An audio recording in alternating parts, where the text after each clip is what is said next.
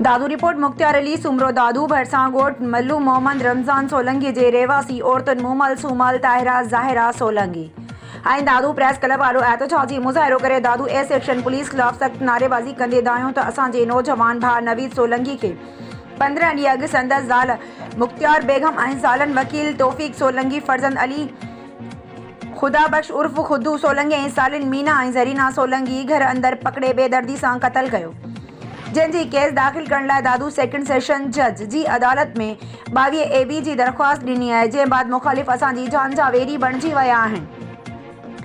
भेणीवे जे घर में तहफ़ुज़ वरितो आहे। मुख़ालिफ़ बासरन असांजे भाउ खे अमर जे जुमाणे ते क़त्ल करे असांजो वाहिद सहारो खसियो आहे।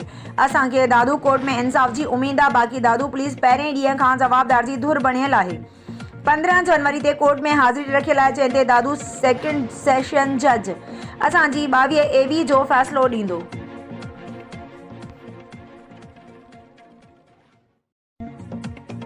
शिकारपुर रिपोर्ट रियाज़ अली मीरानी। शिकारपुर में सिकपल वारे इलाके जे मोहल्ले खान चंद में गुलाम शबीर चांडियो पारां कार्नर गॾिजाणी कोटाई वई, जंहिंमें चांडिया बिरादरी समेत मुख़्तलिफ़ बिरादरियुनि जे माण्हुनि शिरकत करे PTI ऐं आगा तैमूर ख़ान पठान खे छॾे पीपल्स पार्टी जे NA 193 जे उम्मीदवार शहरियार ख़ान मैर सां गॾु बीहण जो ऐलान करे वोट ॾियण जो वचन कयो। कार्नर गॾिजाणी में NA 193 जे उम्मीदवार जो चवणु आहे त असां समूरी संगत खे वेलकम कंदासीं। PTI में घणी संगत वई, पर जेकॾहिं संगत अचे पई पीपल्स पार्टी खे ज्वाइन करे पई, असां उन्हनि खे दिलि जी गहराइनि सां वेलकम था कयूं ऐं असां संदनि खे पाण सां गॾु खणी हलंदासीं। उन मौक़े ते गुलाम शबीर चांडियो, रेस ख़ादिम हुसैन चांडियो, सदाम चांडियो, हाजी गुलाम हुसैन फलपोटो, दिलबर महर, बिलाल महर, रोशन शर, मंसूर चांडियो, फरहान चांडियो, नदीम चांडियो, शाहिद चांडियो ऐं मोहसिन समेत मोहल्ले वासियुनि शिरकत कई।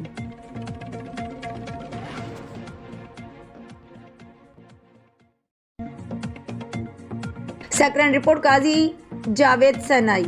सिंध यूनाइटेड पार्टी जे सदर ऐं GDA पारां NA 208 ऐं PS 38 जे उम्मीदवार से ज़ैन शाह चयो आहे त सिंध जूं न्याणियूं ऐं सिंध जा नौजवान तब्दीली लाइ अॻिते अची रोशनीअ जो ॾीओ ॿारनि त जीअं सिंध मां ऊंधा जो ख़ात्मो थी सघे ऐं करप्शन कंदड़ सियासतदाननि खे घर बेड़ो करे सघिजे। हू सकरन लगोट एकीय धत में इलेक्शन कैंपेन जे सिलसिले में थियल जलसे खे आम ख़िताब करे रहियो हो। हिन चयो त क़ौमी असेंबली हुजे या सेनेट, सिंध जी चूंडियल नुमाइंदनि सिंध जे ॿरंदड़ मसइलनि, पाणीअ जी खोट, सिंध जे ज़मीननि ते कब्ज़नि समेत मदनी वसीलनि जी विकिरे ते कॾहिं बि लफ़्ज़ न ॻाल्हायो। संदन वात बंदि ऐं चप हमेशह सिबियल रहिया।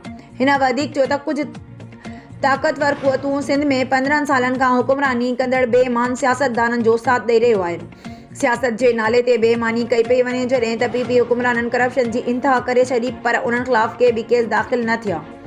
सिंध जी ज़मीन भुॻड़नि वटि विकिणी वई। उन करे सिंध जा माण्हू अॻिते अची GDA जे उम्मीदवारनि खे कामयाबु कनि त जीअं मुल्क लूटींदड़नि खे हमेशह लाइ दफ़न करे सघिजे। SUP जे सीनियर नायब सदर ऐं GDA पारां PS 39 जे उम्मीदवार चौधरी आरिफ आराई चयो त PP हुकुमराननि तरक़ीअ जे नाले ते अरबनि खरबनि रुपयनि जी करप्शन कई। 6 अरब रुपया कुत्ता खसी करण लाइ जारी करे पंहिंजे ई माण्हुनि खे ठीको ॾिनो वियो। सिंध ते जॾहिं बि ॾुखियो ॾींहुं आयो त सोरे बादशाह जड़नि महाॾो अटकायो। उन मौक़े ते डॉक्टर मंज़ूर ख़ुश्क, फ़कीर अली हसन संजराणी, अयूब खोसो, चंगल ख़ान उनड़, निज़ामुद्दीन संजराणी, कासिम सुमरो, अब्दुल मालिक नूनारी, ज़ाहिद उनड़, गुलाम हुसैन जोणो, वारिस नूनारी ऐं ॿिया मौजूदु हुया। ठारूशाह भरसां गोट मिठो खान रिंद में NA 205 जो PP उम्मीदवार अॻूणो MNA सैयद अबरार अली शाह ऐं कंडियारो टाउन जो चेयरमैन सैयद मुर्तज़ा शाह खां ॻोठाणनि जो सख़्तु पुछाणो, वोट ॾियण खां गुथो जवाब। उम्मीदवारनि जा मुंहं लही विया। ॻोठ जे चङे मुड़ुस वॾेरो मोहम्मद ज़मान रिंद, अख़्तियार रिंद, उस्ताद ज़फ़र रिंद ऐं ॿियनि वरक़ ते पहुतल अॻूणे MNA 205 जो उम्मीदवार सैयद अबरार अली शाह ऐं PS 32 जो उम्मीदवार सैयद सरफराज़ शाह जो पुटु सैयद मुर्तज़ा शाह खे वोट ॾियण खां गुथो जवाब ॾेई मोटाए छॾियो। उम्मीदवारनि खां सख़्तु पुछाणे बाद उम्मीदवारनि जा मुंहं लही विया। रिपोर्टर नसीर अबड़ो। संग report bureau chief Ghulam Qadir कैरी। वफ़ाक़ी हुकूमत ठाहे बेनज़ीर इनकम सपोर्ट प्रोग्राम खे वसी कंदासीं। हिन वक़्तु 2.9 मिलियन औरतूं इन प्रोग्राम मां फ़ाइदो हासिल करे रहियूं आहिनि। दुनिया उन प्रोग्राम खे साराहियो आहे। अॻूणे वफ़ाक़ी वज़ीर शाज़ी आता मरी संदसि हक़ में दस्तबरदार थींदड़ नजम शाह सां गॾु प्रेस कॉन्फ्रेंस। उन्हीअ मौक़े ते नजम शाह चयो त मां बिलावल भुट्टो ज़रदारी जे प्रोग्राम खां मुतासिर थी PP उम्मीदवार जे हक़ में दस्तबरदार थियसि। सांगड़ में क़ौमी असेंबली जे तक NA 209 जे उम्मीदवार शाज़िया अतामरी जे बेरानी हाउस में प्रेस कॉन्फ्रेंस कंदे हिन चयो त सांगड़ ज़िले में हिक ई पार्टी जी हिक ई हठी हुई जंहिंखे पाकिस्तान पीपल्स पार्टी जे कारकुननि ख़त्म कयो। असां अवाम जी ख़िदमत कई, अछड़ो थरके पीअण जो साफ़ पानी ॾिनो आहे। सांगड़ ज़िले खे रोडनि जी नेटवर्क सां सिंगारियो वियो आहे। उहो ई सबबु आहे जो माण्हू पंहिंजनि मसइलनि जे हल लाइ असां ॾांहुं निहारे रहिया आहिनि ऐं अवाम जो जोश ऐं जज़्बो ॾिसी अंदाज़ो लॻाए सघिजे थो त असांजी कामयाबी यकीनी आहे। आसिफा भुट्टो ज़रदारी जो सांगड़ दौरे वारो प्रोग्राम तमामु थोरे ऐं महदूद वक़्त में कारकुननि ऐं हिमायतनि पारां कामयाबु कयो वियो, जंहिंसां अंदाज़ो लॻाए सघिजे थो त पीपल्स पार्टी अवामी पार्टी आहे। बिलावल भुट्टो ज़रदारी जो मंशूर में रोज़गार, मुफ़्त बिजली, कच्ची आबादी खे रेग्यूलर करणु, तालीम, सिहत ऐं ॿियनि बुनियादी मसइलनि जो हल शामिल आहिनि। उन मौक़े ते सद नजम शाह चयो त पाकिस्तान पीपल्स पार्टी जी अवामी ख़िदमतनि ऐं बिलावल जे प्रोग्राम खां मुतासिर थी पाकिस्तान पीपल्स पार्टी जे नामज़द उम्मीदवार जे हक़ में दस्तबरदार थियण जो ऐलान करियां थो। हिक सवाल जे जवाब में शाज़िया अतामरी चयो त नून लीग रुगो जोड़ तोड़ ताईं महदूद आहे।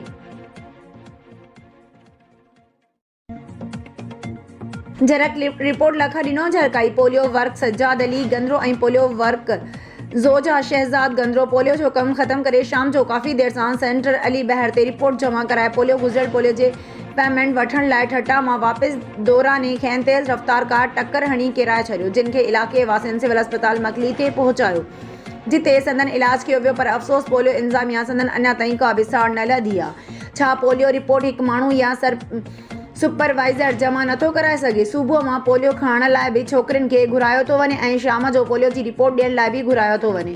इहा कहिड़े क़िस्म जी ज़बरदस्ती आहे? ग़रीब पोलियो वर्कर छोकिरियुनि खे ॼाणी वाणी परेशान कयो पियो वञे। छा उन दौरान थियल हादसे जो अज़ालो केरु कंदो? इंटरनेशनल ह्यूमन राइट्स मूवमेंट ऐं किंझर कंज़र्वेशन नेटवर्क ठटा जो जनरल सेक्रेटरी इरशाद उमर गंदरो कल्ह सिविल अस्पताल मकली ते पहुची मीडिया जे नुमाइंदनि सां ॻाल्हाईंदे चयो त पोलियो इंतज़ामिया पंहिंजी मनमस्ती करे ग़रीब पोलियो वर्कर छोकिरियुनि खे परेशान करे रही आहे। पोलियो वर्क खां अॻु हिन सर्दीअ में खेनि सुबुह 7 बजे 16 किलोमीटर परे सेंटर ते वैक्सीन खणण लाइ घुराइनि था, वरी शाम जो खेनि रिपोर्ट जमा करण लाइ घुराइनि था, जॾहिं त उन्हनि छोकिरियुनि में काफ़ी छोकिरियूं हामला बि हूंदियूं आहिनि। उन माउ ऐं उन जे ॿार ते केतिरो ख़राबु असरु पवंदो हूंदो? छा उहा वैक्सीन उन छोकिरीअ सां गॾु कमु कंदड़ छोकिरी वञे सेंटर तां खणी अचे ऐं शाम जो जमा कराए, जॾहिं त उहो कमु एरिया सुपरवाइज़र जो हूंदो आहे। अफ़सोस उन ॻाल्हि जो आहे त किंझर पुलिस खे बर वक़्तु इतला ॾिनो वियो, पर उन्हनि एक्सीडेंट कंदड़ गाॾी जेका किंझर थाणे ते क्रॉस करे वई उन खे रोके न सघी। मटियारी रिपोर्ट गुलाम फारूक शाह पाकिस्तान तहरीक इंसाफ़ पारां मटियारी जे हिक क़ौमी ऐं ॿियनि सूबाई तकनि लाइ पंहिंजे उम्मीदवारनि खे टिकेटूं जारी करे छॾियूं। मटियारी जे क़ौमी तक NA 216 ते नाज़िश फातिमा भट्टी, PS 57 ते एडवोकेट गुलज़ार ख़ासकली ऐं PS 56 ते नरगिस नाज़ खे टिकेटूं ॾेई छॾियूं। टिनी उम्मीदवारनि पंहिंजी टिकेटूं RO ऑफिस पहुची जमा कराए छॾी, जॾहिं त PTI जो कोर कमेटीअ जे मेंबर मखदूम फज़ल हुसैन ऐं मखदूम मोहसिन खे मटियारी जी क़ौमी तक NA 216 PS 57 ऐं PS 56 ते टिकट न ॾिनियूं वयूं।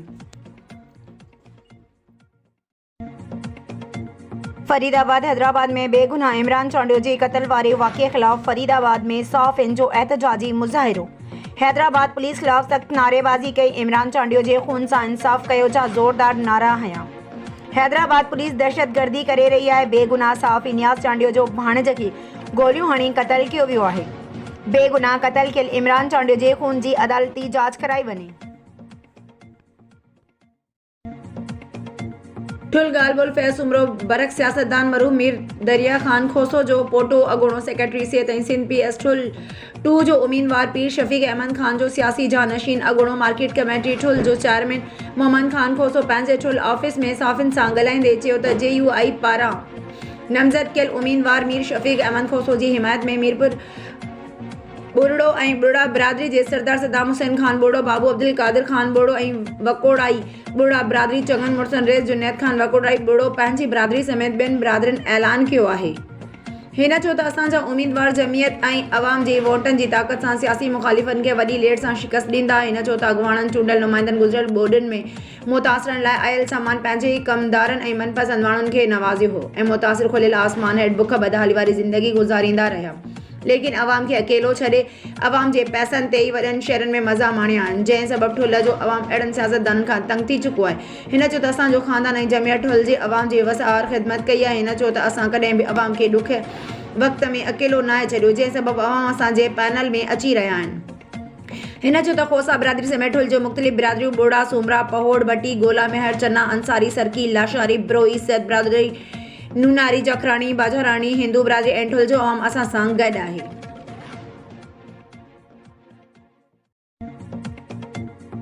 ठुल रिपोर्ट फैज़ सुमरो ठुल लॻोट बंगल खान खोसो में जमीयतुल उलमा इस्लाम पारां मुनक़द करायल जलसे ख़िताब कंदे JUI ज़िले जे कमबाज जे अमीर डॉक्टर AG अंसारी चयो आहे त JUI ख़ुदा परस्ती ऐं इंसान दोस्ती ते यकीन रखे थी। असां चाहियूं था त मुल्क पाकिस्तान में अहिड़ो निज़ाम नाफ़िज़ थिए जंहिंमें ग़रीब ऐं अमीर अमन ऐं ख़ुशहाली सां ज़िंदगी गुज़ारनि। हिन चयो त असांजे मुल्क में मदनियात समुंड तेल गैस ऐं कोयले जा ख़ज़ाना आहिनि पर हुकुमरान मुल्क जी मैशत खे लुटे रहिया आहिनि। उन लाइ सालिह ऐं ईमानदार क़यादत जी निशानी किताब खे वोन ॾेई कामयाब कयो। किताब इल्म ऐं इंसानियत जी निशानी आहे जेकी कामयाब थी अवाम जी बुनियादी मसला हल करण सां गॾोगॾु मुल्क खे तरक्की ॾियारींदा।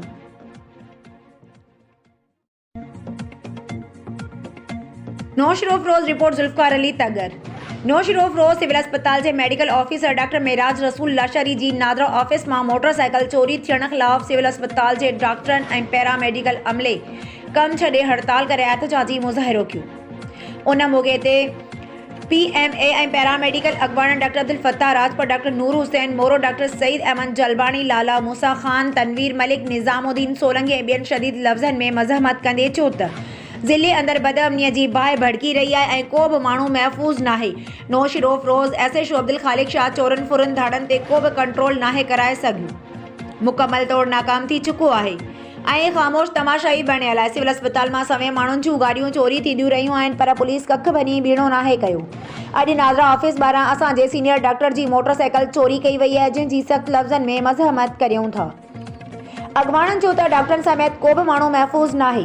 अॻवाननि SSP नौशरोफ रोज़ खां मुतालबो कयो त फ़ौरन SHO खे हटाए इंसाफ़ कयो वञे। वधीक चयो त जेकॾहिं 3 ॾींहंनि अंदरि चोरी थियल मोटरसाइकिल वापसि न कराई वई त सॼे सिंध में OPD जो बाइकाट करे एहतजाज जो सॾु ॾिनो वेंदो।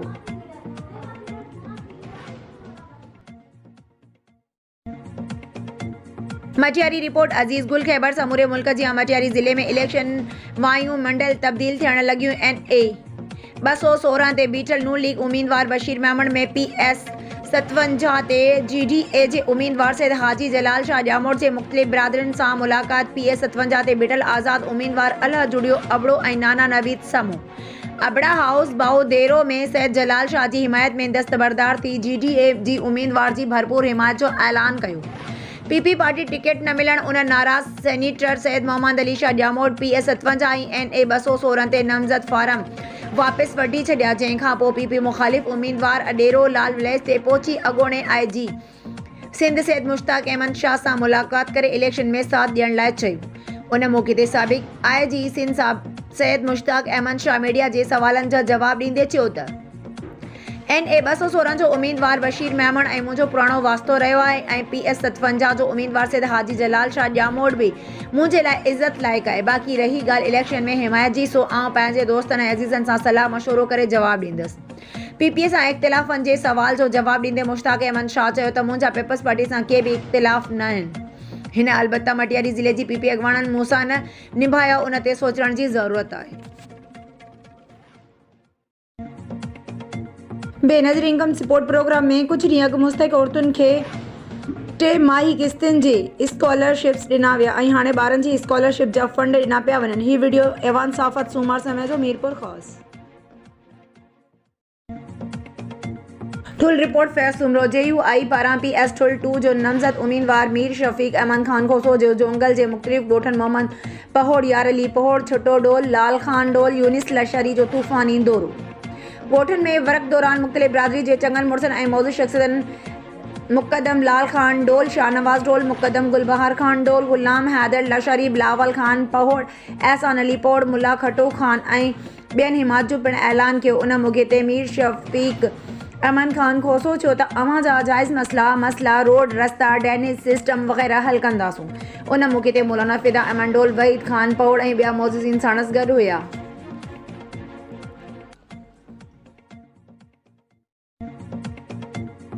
नौशरोफ रोज़ रिपोर्ट ज़ुल्फ़कार अली तगर में वधंदड़ बदअमनी ख़िलाफ़ ख़बरूं हलाइण ते SHO साफ़िन मथां ॾमरजी पियो। 3 साफ़िन ते कूड़ियूं FIRूं दाख़िल थियण ख़िलाफ़ सिंध साफ़ी इत्तेहाद आल पाकिस्तान सहाफ़त काउंसिल पारां नेशनल प्रेस क्लब खां समेत शहर इंसाफ ऐं सियासी पार्टियुनि जी अॻवान ऐं रैली कढी SP ऑफिस अॻियां 4 कलाक धरणो। SSP साई अज़ीज़ ऑफिस छॾे भॼी वई।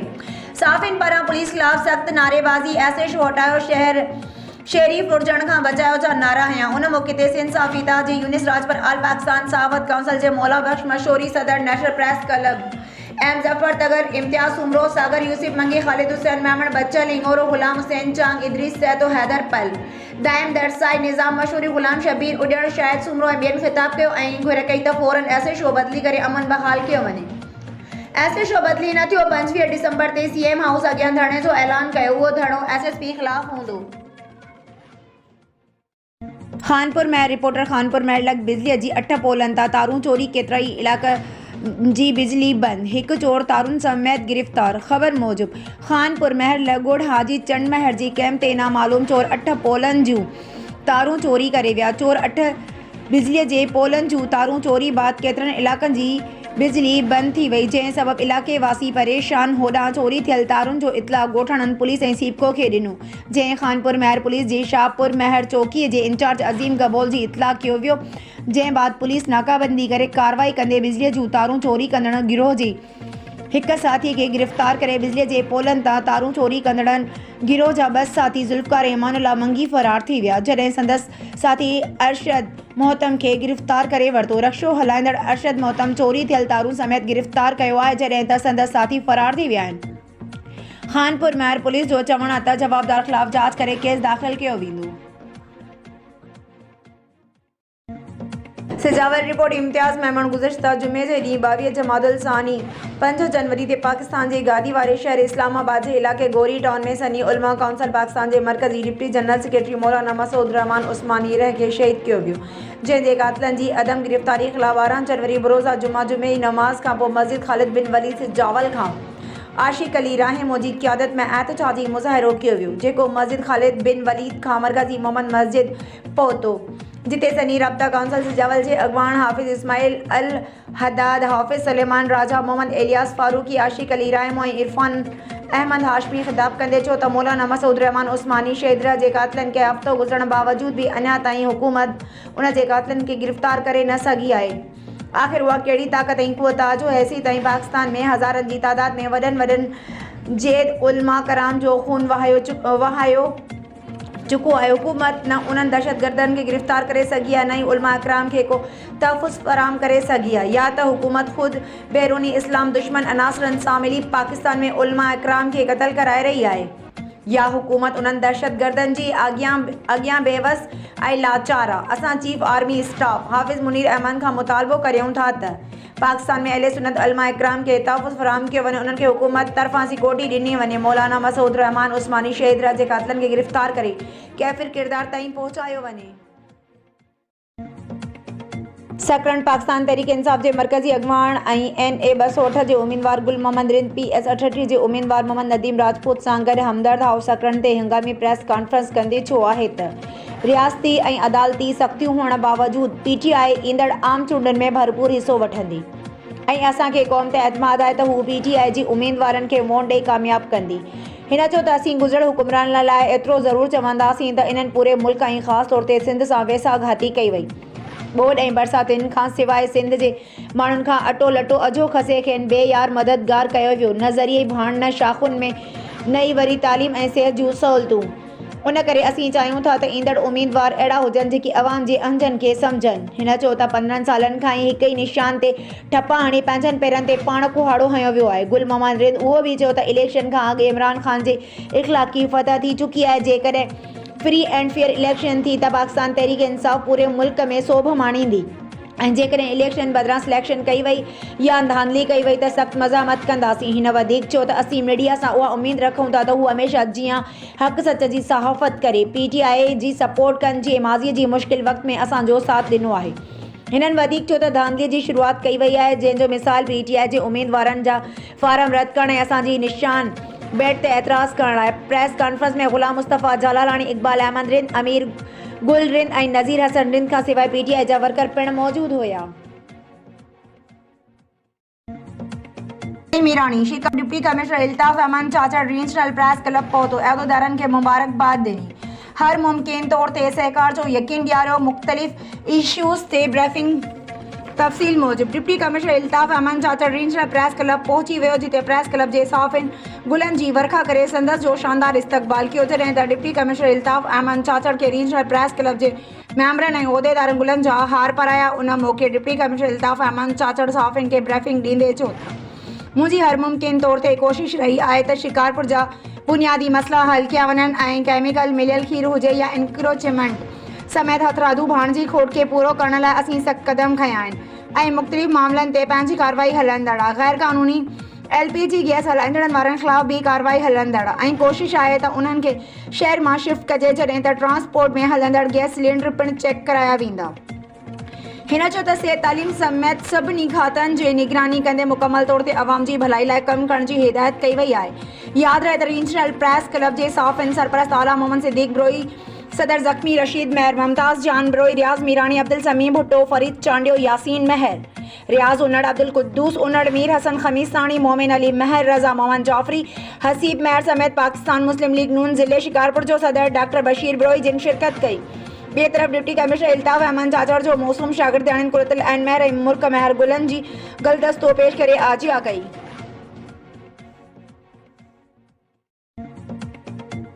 ब्यूरो चीफ दादू साहब खान हालो जी रिपोर्ट मुताबिक मंगणहार सुजाग इताद सिंध जे सदर अहमद अली मंगणहार जी सालगिरह सिंध प्रेस क्लब मेहर जे साफ़िन तरफ़ां सिंध प्रेस क्लब मेहर जे ऑफिस में मल्हाई वई। आयल महिमाननि खे अजरक ऐं गुलनि जा हार पाराए गुलनि जी वर्खा करे सालगिरह जूं मुबारकूं ॾेई वरी ॼमाइण लाइ पिणु दुआऊं घुरियूं वयूं। सालगिरह जी तक़रीब में सिंध प्रेस क्लब मेहर जो सदर बानी इलाही बख्श चांडियो, चेयरमैन आजिज़ असगर सोडर, सरपरस्त MD मुनीर लाशारी, बरकत अली खोसो, मुख्तियार अली चांडियो, इम्तियाज़ अली चांडियो, मोहम्मद इब्राहिम चांडियो, नसरुल्लाह सोलंगी, आशिक अली खोसो, आज़ाद प्रेस क्लब मेहर चेयरमैन मोहम्मद अली शेख, सदर अब्दुल गनी मीरानी, गुलाम हुसैन पंवर, बिलावल दरियानी, डॉक्टर इलाही बख्श चांडियो, वहीद अली चांडियो, अली रज़ा खोसो, नज़ीर अहमद चना, अरबाब अली मंगणहार ऐं ॿियनि शिरकत कई। उन मौक़े ते अहमद अली मंगणहार चयो त मां सभिनी दोस्तनि जो शुक्रगुज़ार आहियां जिन मुंहिंजी सालगिरह में शिरकत करे अजरक ऐं गुलनि जा हार पाराए मुबारकूं ॾिनियूं। मीरपुर ख़ास PS 46 ते पीपल्स पार्टी जे नामज़द उम्मीदवार से ज़ुल्फ़कार अली शाह जे हक़ में मीर अली रज़ा टालपुर ऐं नसीर ख़ान मरी दस्तबरदार थी विया। ऐवान सहाफ़त सूमार समय जो रिपोर्ट रियाज अली मीरानी शिकारपुर पुलिस की कामयाब कार्रवाई। पुलिस मुकाबले दौरान 2 बैनुल सूबाई मंशियात फरोश ज़ख्मी हालत में गिरफ्तार, 2 किलो चर्स ऐं 1 कार हथ। थाणे सुल्तान कोट जी हद रेलवे फाटक जे वेझो पुलिस जो ॾोहारिन सां मुक़ाबलो। 1 कार ज़रिए मंशियात जी सप्लाई जी ॻुझी इतला मिलण ते पुलिस ॾोहारिन खे रोकण जी कोशिश कई त ॾोहारिन पुलिस पार्टीअ ते फायरिंग करे ॾिनी। पुलिस पार्टीअ जी जवाबी फायरिंग में 2 मंशियात फरोश ॾोहारी ज़ख्मी हालत में गिरफ्तार ॾोहारिन जी सुञाणप गुलाम फरीद वल्द रहमतुल्लाह सदायो ऐं कामरान वल्द गफूर मेंगल ब्रोई बलोचिस्तान रिहायशी तौर ते थी आहे। गिरफ्तार ॾोहारिन जे कब्ज़े मां TT पिस्टल्स, गोलियुनि समेत जॾहिं त 1 मेहरान कार हथ कई वई। वधीक तलाशी दौरान कार जे कुझनि हिस्सनि में लिकायल 10 किलोग्राम मंशियात चर्स पिणु हथ कई वई। ज़ख्मी गिरफ्तार जवाबदारनि खे इलाज लाइ अस्पताल मुंतक़िल कयो वियो। शुरूआती इतलान मूजिब ज़ख्मी हालत में ॾोहारी बैनुल सूबाई मंशियात डीलर आहिनि ऐं बलोचिस्तान मां मंशियातनि जे मुख़्तलिफ़ इलाक़नि में सप्लाई कंदा आहिनि। गिरफ्तार ॾोहारिन जो अॻोणो क्रिमिनल रिकॉर्ड चेक कयो पियो वञे, वधीक जांच कई पई वञे। रिपोर्ट रियाज अली मीरानी शिकारपुर पीपल्स पार्टी नामज़द उम्मीदवार PS 7 इम्तियाज़ अहमद शेख ऐं NA 192 नामज़द उम्मीदवार मीर शबीर अली खान बाजा रानी जा शिकारपुर जे मुख़्तलिफ़ पोलिंग स्टेशननि दरगाह बुढ़ल फ़कीर लोडरा ऐं वॾा माशी जे मुख़्तलिफ़ ॻोठनि लोडरा में सैद अली फ़ाक़ अली शाह ॻोठ क़ाइमदीन लाशारी में मुक़दम मोहम्मद सैफल खान लाशारी ॻोठ अली बख्श गोला ब्रोई में रफ़ीक अहमद ब्रोई ॻोठ सैफल जाफ़री में वाहिद बख्श जाफ़री ॻोठ लख जाफ़री में लख जाफ़री ॻोठ मीर दोस्त जाफ़री में मीर दोस्त जाफ़री दिलशाद जाफ़री ॻोठ अमीन उमरानी में हबीब रहमान उमरानी शफ़ी मोहम्मद बिरोई अब्दुल शकूर बिरोई ॻोठ सरदार भूरा खान पठान में मुमताज़ सोलंगी ॻोठ मौलाना वज़ीर चकड़ो ऐं लुकमान चकड़ो ॻोठ मोहम्मद हया जुणेजो में वज़ीर नुनारी मंज़ूर नुनारी ऐं वर्कर लियाकत जुणेजो ऐं तारिक जुणेजो ॻोठ शहीद अला बख्श सूमरो में अब्दुल ख़ालिक जागीरानी लोडरा में सैद अब्दुल वहाब शाह ऐं ॿियनि पारां मुनक़द कयल कार्नर गॾजाणी चांहि पार्टी ऐं आजियाणे में शिरकत कई ऐं वोट जी अपील कई। वॾी तादाद में अवाम हथ मथे करे पीपल्स पार्टी उम्मीदवारनि खे कामयाब करण जो वचन कयो। वर्कर दौरान दरगाह बुढ़ल फ़कीर जी गादी नशीन सनाउल्लाह मस्त मुकीम सांपूफिया जिला डाण ते ताज़ियत कई वर्क में peoples party तालका lucky Ghulam Shah सदर कामरान खान महर से फाइक अली शाह डॉक्टर गुलाम रसूल ब्रोई ऐं ॿिया गॾु हुया।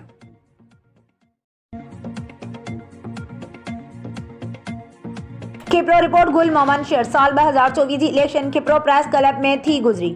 तफ़सील मूजिब साल 2024 जी चूंडुनि लाइ खिप्रो प्रेस क्लब ऑफिस में तकलीफ़ थी गुजरी। उन मौक़े ते खिप्रो प्रेस क्लब जे उहिदेदारनि ऐं मेंबरनि वॾे अंग में शिरकत कई। अॻोणे बाडी टोड़ण खां पोइ नई बाडी लाइ वोटिंग कराई वई, जंहिंमें अॻोणो सदर महबूब खान बाबू अक्सरियत हासिल करे ॿियो भेरो सदर चूंडिजी वियो। अहिड़ी तरह खिप्रो प्रेस क्लब जो अॻोणो जनरल सेक्रेटरी शहबाज अली शाकिर क़ाइम ख़ानी जनरल सेक्रेटरी लाइ वॾी अक्सरियत सां कामयाब करार ॾिनो वियो। बाक़ी रहियल उहिदनि ते नायब सदर राना ज़ुल्फ़कार अली राजपूत, सीनियर नायब सदर हुसैन बख्श जूड़े जो joint secretary Ubaidullah Khan, information secretary गुल मोहम्मद शेर, फाइनेंस सेक्रेटरी अता मोहम्मद खान ऐं ऑफिस सेक्रेटरी मोहम्मद शबीर क़ाइम ख़ानी मुक़रर किया विया। उन मौक़े ते नई चूंडियल बाडी गॾियल बयान जारी कंदे चयो त हमेशह वांगुरु असांजो कलम खिप्रो शहर जे मज़लूम आवाम जो आवाज़ बणिजंदो ऐं साफ़ जे प्लेटफॉर्म तां मज़लूमनि जे आवाज़ खे आला ऐवाननि ताईं पहुचाईंदो। Information secretary Khipro press club.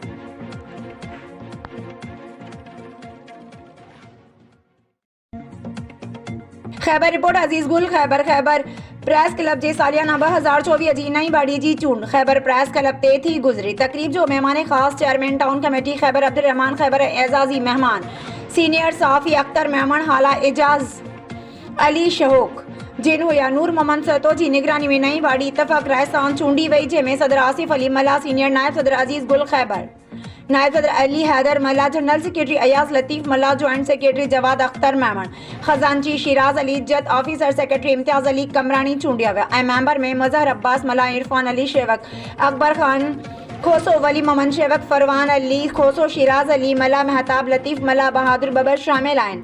उन मौक़े चेयरमैन अब्दुल रहमान खैबर, नूर मोहम्मद सैतो, अख्तर मेमन, अजीज़ गुल खैबर, एजाज शेवक पंहिंजे ख़िताब में चूंडियल बाडी खे मुबारक ॾींदे चयो त साफ़त हिकु मुक़दस पेशो आहे, जंहिंमें साफ़ी कलम खे हक़ सच लाइ इस्तेमालु कंदे मज़लूम जो साघारो आवाज़ आहिनि, जेको आला ऐवाननि ताईं पहुचाए मज़लूम सां थींदड़ नाइंसाफ़ियुनि ख़िलाफ़ रुख जी दीवार आहिनि।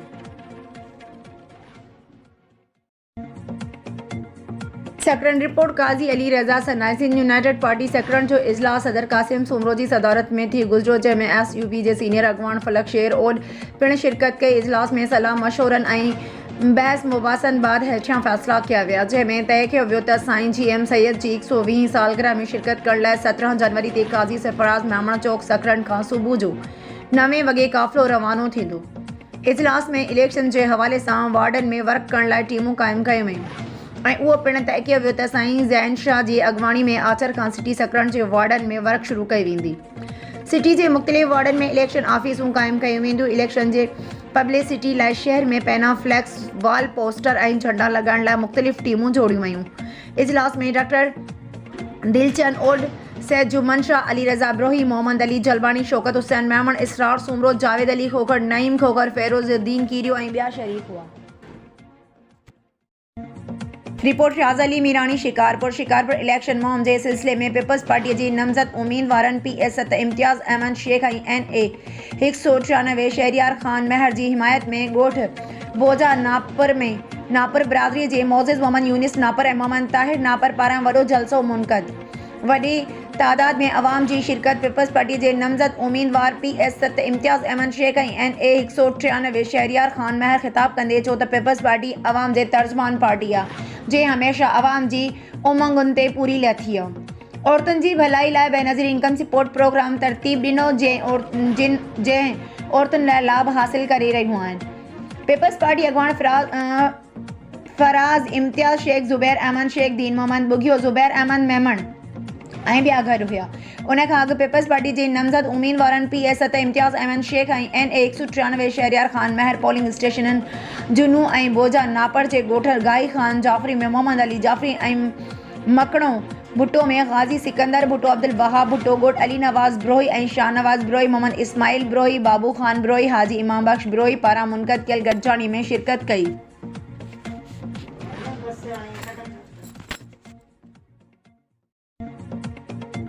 रिपोर्ट शाहज़ अली मीरानी शिकारपुर पुलिस ऐं सिंध रेंजर्स जी गॾियल कार्रवाइनि जे नतीजे में खानपुर जे गढ़ी तैगो जी कच्चे वारे इलाइक़े मां हिकु यरग़माली बाज़ियाब करायो वियो। तफ़सील मूजिब 3 अक्टूबर 2023 ते शिकारपुर शहर जे रहवासी ज़ुहैब सूमरो औरताणी आवाज़ ते हिरख जी हनी ट्रेड जो शिकार थी कच्चे वारे इलाके में धाड़ियल नता अगवा थियो हुयो।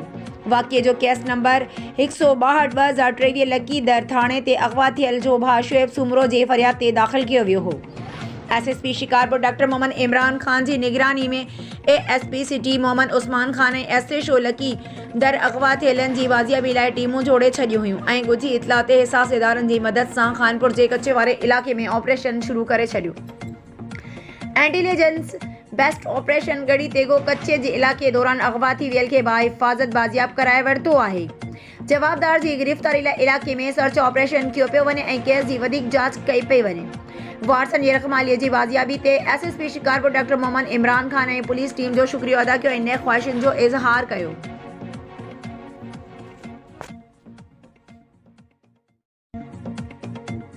झंडोमरी ब्रेकिंग न्यूज़। झंडोमरी में भील ऐं कीरिया बिरादरी जे हमराहनि पारां हिक ॿिए मथां चर्चा भोग करण तां जहिड़ो हिकु ॼणो लोही राड लगण करण मरण गीर गुड अलहयार कीरो में हिक ॿिए सां भोग मज़ाक दौरान कीरिया ऐं भील धुरिन में झेड़ो जंहिं दौरान लोही राड लगण करे मंगलू पुट राम सिंह भील सख़्त ज़ख़्मी। इतला ते डासोड़ी थाणे जी पुलिस जे पहुचण ते जवाबदार भॼी वञण में कामयाब थी विया। पुलिस पारां ज़ख़्मी मंगलू भील खे लेटर ॾेई सिविल अस्पताल मुंतक़िल कयो वियो जितां खेसि हैदराबाद रेफर कयो पियो वञे। ज़ख़्मी मंगलू भील जी हालत गणती जोगी हुजण करे खेसि टंडो अलियार खां हैदराबाद सिविल अस्पताल रेफर कयो पियो वञे। कीरिया बिरादरी मौजिब भील धुर असां मथां टोकू करे रहिया हुआ जॾहिं त भील धुर पारां इल्ज़ामनि खे कूड़ो करार ॾिनो पियो वञे। असांजे हमराह मथां कीरिया बिरादरी जी फरीद कीरियो मुन्नू कीरियो ऐं निज़ाऊ कीरियो लोही सरीअ सां वार कयनि ऐं पिस्टल पिणु सिधो कयो। भील धुर एसएसपी टंडो अलियार खे घुर्जे फौरी जवाबदारनि खे गिरफ़्तार कयो वञे। ॿी सूरत मेन रोड ते धरणो हयो वेंदो। रिपोर्टर नौकाफ मरी हक टीवी न्यूज़ झंडोमरी।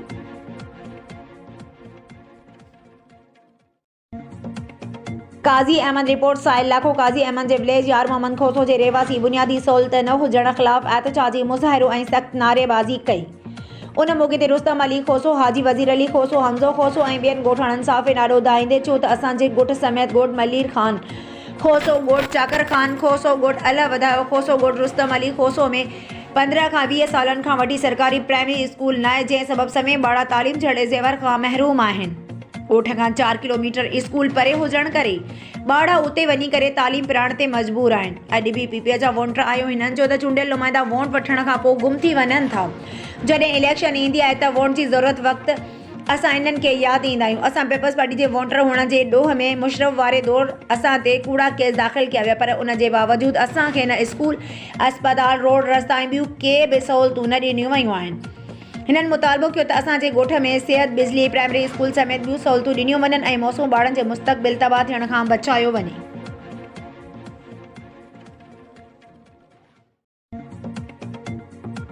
झलक रिपोर्ट लखा ॾिनो झरकाई। यूसी झलक जे चेयरमैन गुलाम हुसैन बबर ऐं ज़िले काउंसिल जे मेंबर गुलाम नबी बबर साफ़ सां ॻाल्हाईंदे चयो त Thatta via Hyderabad national highway road ते हैवी ट्रैफिक हलण करे हादसनि में इज़ाफ़ो थियो आहे। जेसीं ताईं उन रोड खे डबल नथो कयो वञे तेसीं ताईं उन रोड खे ॻरी ट्रैफिक लाइ बंदि कयो वञे, छाकाणि जो हैवी ट्रैफिक हलण सबबि रोड ते रोज़ानू केतिरा ई हादसा थी रहिया आहिनि जंहिंसां इंसानी जानियूं ज़ाया थी रहियूं आहिनि। हिननि नेशनल हाईवे अथॉरिटी जे आला अख़्तियारनि समेत समूरनि वस वारनि खे अपील कई त जल्द खां जल्द ठट्टो वाया हैदराबाद रोड खे डबल करे इंसानी जानियुनि खे ज़ाया थियण खां बचायो वञे।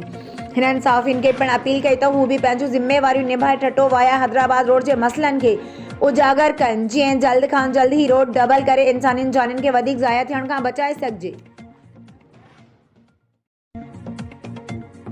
मेड़ रिपोर्ट मीर रियाज़ सूमरो। मेड़ अवामी तहरीक पारां मेड़ में वधंदड़ बदअमनी, चोरिन फुरन, धाड़न वारनि वाक़िअनि ख़िलाफ़ 6 ॾींहं अवामी तहरीक जे मरकज़ी नायब सदर वकील साजिद मैसर, वकील नजीब मैसर, वकील मंसूर चांडियो, वकील ज़ुल्फ़कार चांडियो, सुधीर चांडियो, वकील आबिद कलोड़ो ऐं ॿियनि जी अॻवानी में बेटो चौक खां पैदल मार्च करे घंटाघर चौक ऐं नेशनल प्रेस क्लब मेड़ अॻियां एहतजाजी मुज़ाहिरो कयो।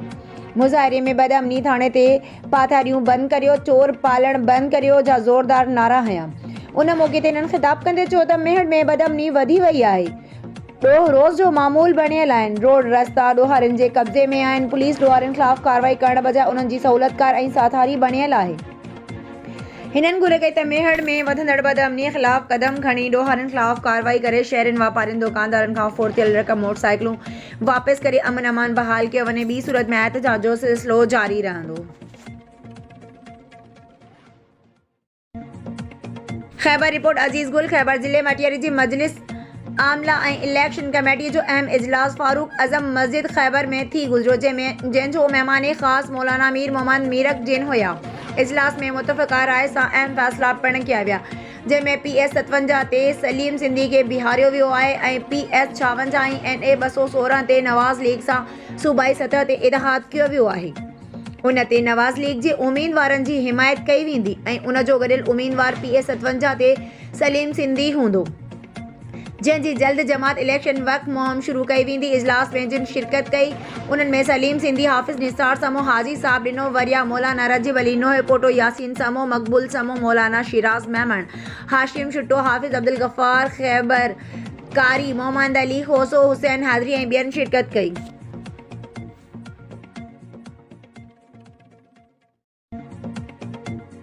रिपोर्ट रियाज़ अली मीरानी शिकारपुर सिंध जी सूंहं मोर पखी जो निशान अलर्ट थी वियो।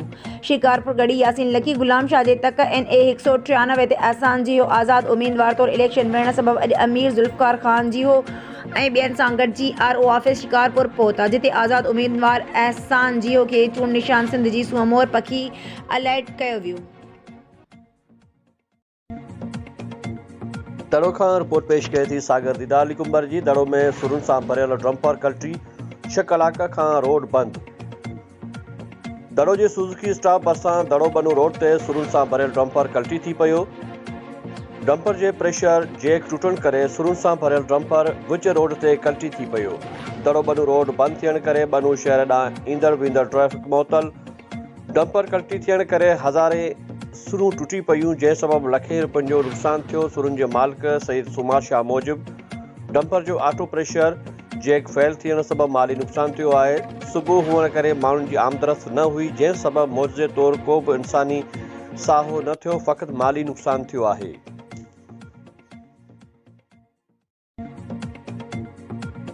अहमद रूदनाणी हक़ न्यूज़ रिपोर्टर जो ही एहसान फ़कीर जे कब्रिस्तान में गटर जो किनो पाणी कबरिन ॾांहुं उथली पियो।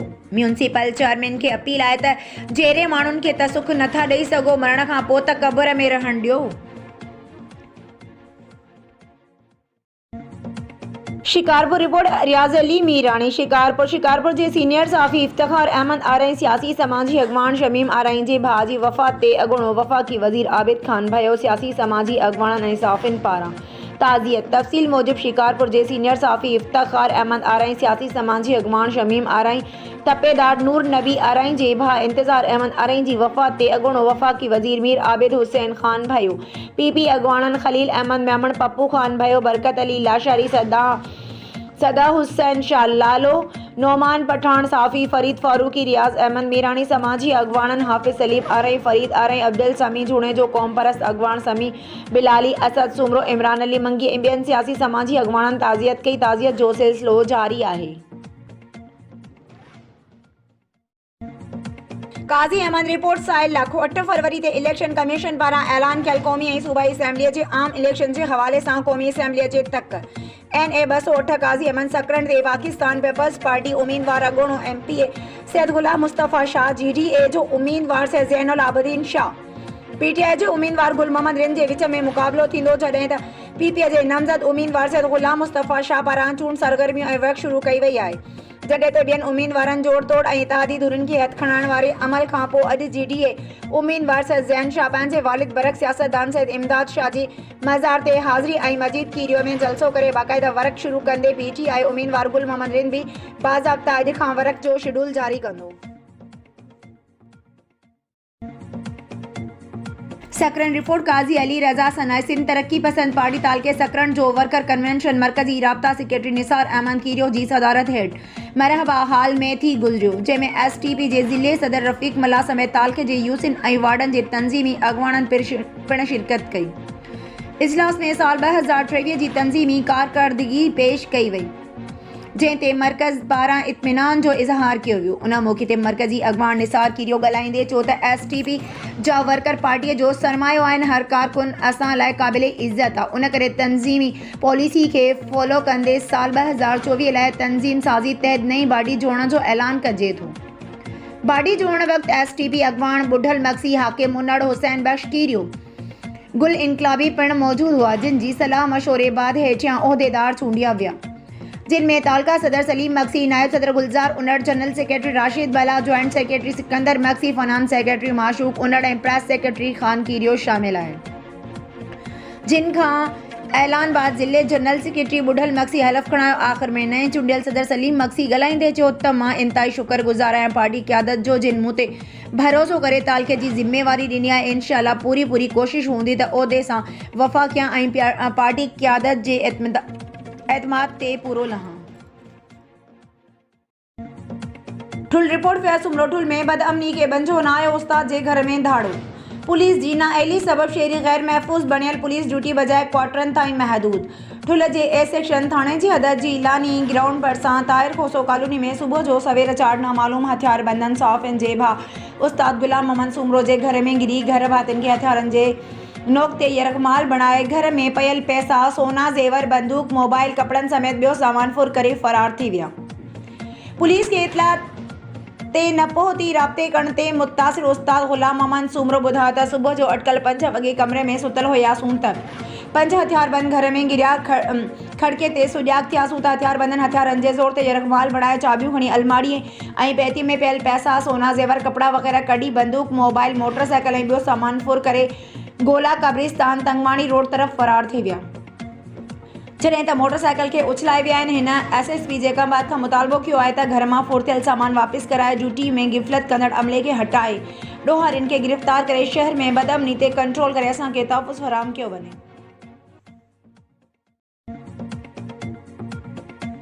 Ghotki district reporter Mohammad Malook Bhutto. Ghotki Adilpur link road ते 2 मोटरसाइकिलनि में ट्रैक्टर ट्राली विच में आमूं साम्हूं ज़ोरदार टक्कर लॻण जे नतीजे में 17 वरिहनि जो गुलाम अब्बास मंगणहार फ़ौत थी वियो, जॾहिं त मुदस्सर सोलंगी ज़ख़्मी थी पियो। फ़ौतीअ जो लाश ऐं ज़ख़्मीअ खे तालका अस्पताल आंदो वियो, जिते फ़ौतीअ जो लाश ज़रूरी कार्रवाई बाद वारसन हवाले कयो वियो, जॾहिं त ज़ख़्मीअ खे तिबी इमदाद बाद सखर जी अस्पताल मुंतक़िल कयो वियो। होॾां फ़ौतीअ जो लाश घर पहुचण ते कोहराम मची वियो।